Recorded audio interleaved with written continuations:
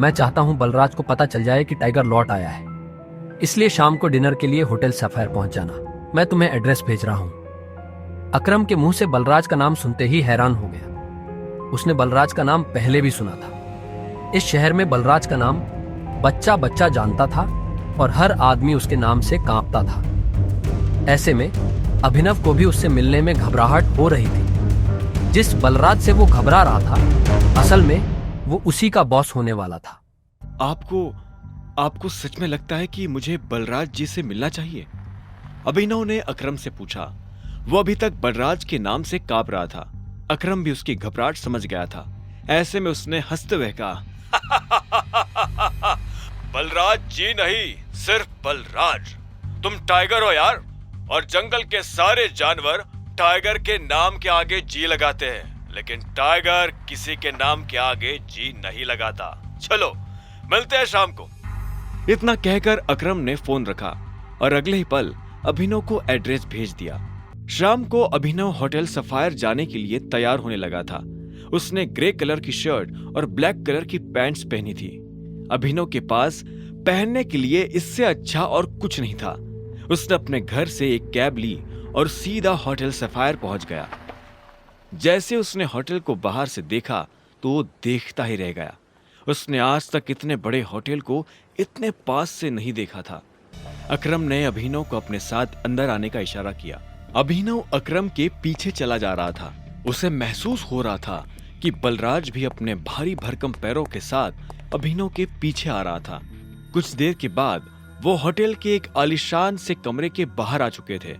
इससे पहले कि वो अंदर जाते, एक चीफ सिक्योरिटी ऑफिसर उनके पास आया और बोला, welcome boss, can I get you something? हाँ, हमारे पास कौन कौन सी लिकर अवेलेबल है उसकी लिस्ट जरा भिजवा दो। Sir if you don't mind, मुझे सारी अवेलेबल लिकर्स के नाम याद है। हमारे पास टकीला है जो 5 लाख की है, वोडका 8 लाख, विस्की 10 लाख और जिन 11 लाख। उस चीफ सिक्योरिटी ऑफिसर ने मुस्कुराते हुए कहा। सारी लिकर्स की कीमतें सुनकर अभिनव के होश उड़ गए। इतने में अकरम ने कहा, आज हमारे यहाँ बहुत खास मेहमान आए हैं, इसलिए जो सबसे महंगी है वो ले आओ और साथ में बाकी चीजें भी लेते आना। अंडरस्टूड सर, उस चीफ सिक्योरिटी ऑफिसर ने कहा और फिर वहां से निकल गया। इतने में अकरम ने बलराज से कहा, मैंने तुम्हें एक बहुत ही जरूरी खबर देने के लिए यहाँ बुलाया है। हमें संजय का बेटा टाइगर मिल गया है, लेकिन वो अभी अंडर कवर है, इसलिए मैं तुम्हें उससे बाहर नहीं मिलवा सकता था। अकरम के इतना कहते ही 2 चीफ सिक्योरिटी ऑफिसर अंदर आए और उन्होंने वाइन और बाकी चीजें टेबल पर रख दी। Anything else sir? Chief security officer ने पूछा।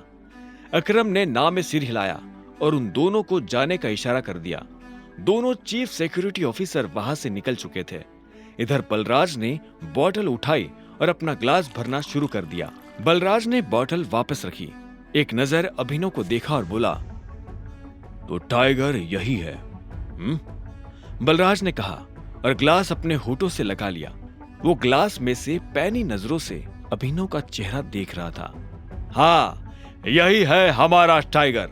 मैं चाहता था कि ये हमारी टीम के बड़े और भारी मेंबर्स से मिले। एक बार सबसे मिलने के बाद हमें जिस तरफ बढ़ना है उस तरफ टाइगर ही हमें लीड करेगा। सॉरी अकरम, लेकिन मुझे थोड़ी हंसी आ रही है। माफ करना दोस्त, पर सारी बातें तुम कर रहे हो। हमारा टाइगर गूंगा है क्या?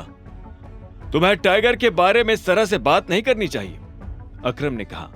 यह सुनते ही अभिनव को हंसी आ गई। उसने हंसते हुए एक पल के लिए बलराज को देखा और बोला, मुझे तुम्हारी बोल्डनेस अच्छी लगी। तुम बॉस हो गए, लेकिन भूलो मत कि तुम किसके सामने बैठे हो। मैं टाइगर हूं और मैं गूंगा नहीं हूं। मैं यहां अपनी गद्दी लेने आया हूं। सिर्फ अकरम की शाबाशी से काम नहीं चलेगा प्यारे। मैंने यह एक्सेप्ट नहीं किया कि तुम टाइगर हो।